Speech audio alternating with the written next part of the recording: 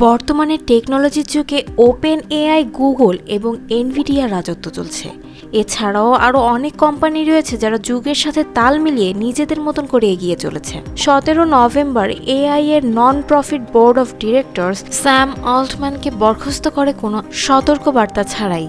শনিবার মাইক্রোসফট এবং ওপেন এআই-এর বিনিয়োগকারীরা স্যাম অল্টম্যানকে ফিরিয়ে নেওয়ার চেষ্টা করে। রবিবার মাইক্রোসফট কোম্পানি স্যাম এবং ব্রকম্যানকে নিয়োগ দান করে।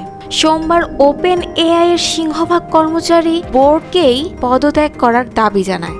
মঙ্গলবার পুনরায় স্যামকে ওপেন এআই-এর সিইও পদে ফিরিয়ে নেওয়া হয়। এই টানাপোড়েনের কারণ কি হতে পারে? আজকের আলোচনা থেকে আমরা জানব এজিআই কি, স্যাম কি এজিআই বিকাশের দ্বারপ্রান্তে এসে পৌঁছেছে, এই বিষয়টি সম্পর্কে তিনি কোম্পানির কাছে কিছু কি লুকাচ্ছে, এআই দ্বারা আমাদের বর্তমান এবং ভবিষ্যৎ জীবন কিভাবে প্রভাবিত হতে পারে। বর্তমানে আমরা প্রায় প্রতিটি ক্ষেত্রেই এআই এর উপস্থিতি দেখতে পারি। গুগলের মতন এত বড় কোম্পানিও চ্যাটজিপিটির কারণে হুমকির সম্মুখীন হয়েছিল। জুলাই 2015-তে ইলন মাস্ক এবং ইলিয়া সাটস্কেভারের মধ্যে একটি আলোচনা সভার আয়োজন করা হয়। আর এই আলোচনা উঠে আসে যে কিভাবে গুগল এবং ফেসবুক মিলে এআই এর বেস্ট ট্যালেন্ট তারা ব্যবহার করছে। তারা সিদ্ধান্ত নেয় যে তারা একটি নন প্রফিট স্টার্টআপ শুরু করবে, যাতে গুগল এবং ফেসবুকের মতন কোম্পানিগুলো এআইকে একচেটিয়াভাবে ব্যবহার করতে না পারে। তারা ওপেন এআইকে মানুষের উপকারের জন্য ব্যবহার করতে চেয়েছিলেন। এই আলোচনা সভার আয়োজন করেছিল স্যাম অল্টম্যান। স্যাম ওয়াই কমিউনিটির প্রধান ছিলেন। তিনি শীর্ষ এআই বিজ্ঞানীদেরকে নিয়োগ করেন এবং তাদের ম্যানেজ করার জন্য গ্রেগ ব্রকম্যানকে নিয়োগ করেন।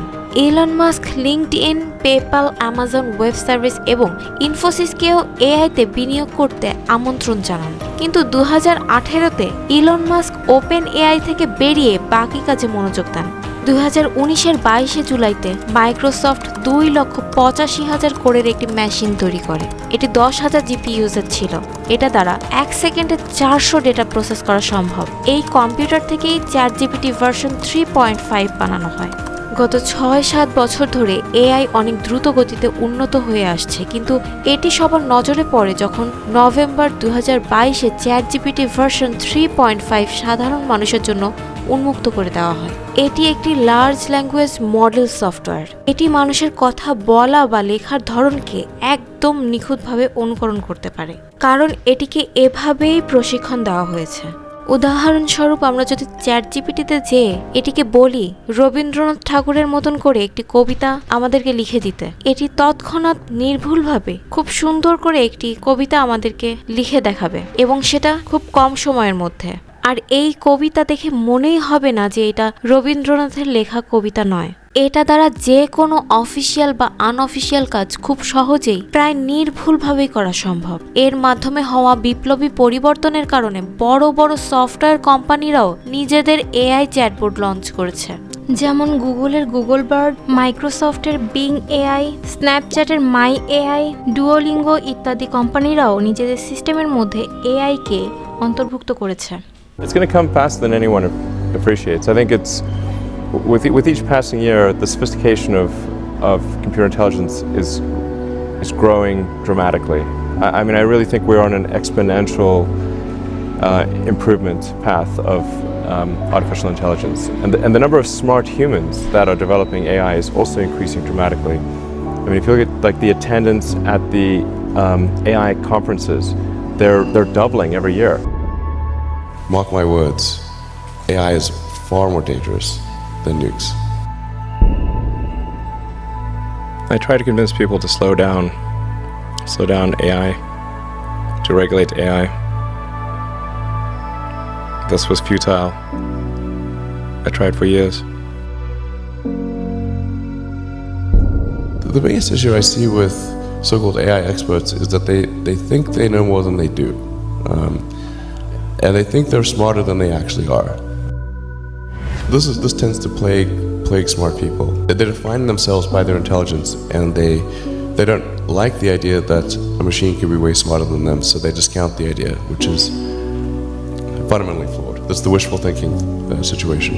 I'm really very close to the cutting edge in AI, and it scares the hell out of me. It's capable of vastly more than almost anyone knows. And the rate of improvement is exponential. এখন কথা হচ্ছে Elon Musk কেন AI ব্যবহার করাকে কমিয়ে দেওয়ার কথা বলেছেন, যেখানে তিনি নিজেই একটা সময় এআই এর পক্ষে ছিলেন। কারণ মানুষের জন্য এই এআই যতটা না উপকারী তার থেকেও অনেক বেশি ঝুঁকিপূর্ণ বলে তিনি মনে করেন। আর এর কারণেই ভবিষ্যতে দেখা দেবে নিয়ন্ত্রণহীন বেকারত্ব। আগামী 5 বছরে দ্রুত হারিয়ে যাওয়া 10টি চাকরির মধ্যে রয়েছে bank tellers and related clerks, postal service clerks, cashiers and ticket clerks, data entry clerks, administrative and executive secretaries, material recording and stock keeping clerks, accounting, bookkeeping and payroll clerks, legislators and officials, statistical, finance and insurance clerks এবং door to door sales workers, news and street vendors. এছাড়াও AI কে নিয়ে যে ঝুঁকি রয়েছে তা অন্য সকল ঝুঁকির চেয়ে ঊর্ধ্বে, কারণ এআই কোনো নির্দিষ্ট সেক্টরে আবদ্ধ থাকবে না। অনেক ক্রিয়েটিভ কাজও এআই দ্বারা প্রভাবিত হবে। Graphics designing, logo designing, musicians, programming সহ আরও অনেক ক্রিয়েটিভ কাজ এআই এর ঝুঁকির মধ্যে অন্তর্ভুক্ত। মাত্র কয়েক মিনিটের মধ্যে মিড জার্নি এবং স্টেবল ডিফিউশনের মতন সফটওয়্যারগুলো আমাদের জন্য যে কোনো ইমেজ জেনারেট করে দিতে পারে। এর মাধ্যমে লোগোস ডিজাইনিং এবং গ্রাফিক্স ডিজাইনিং খুব সহজেই জেনারেট করা সম্ভব।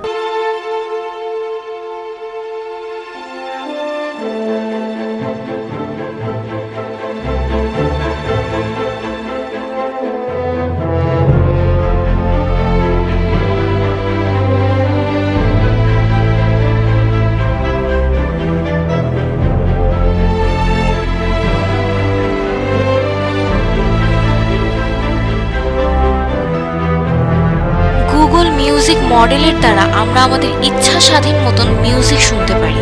চাইলেই যে কোনো ইনস্ট্রুমেন্টের তৈরি ভিন্ন ভিন্ন সাউন্ডও শুনতে পারি।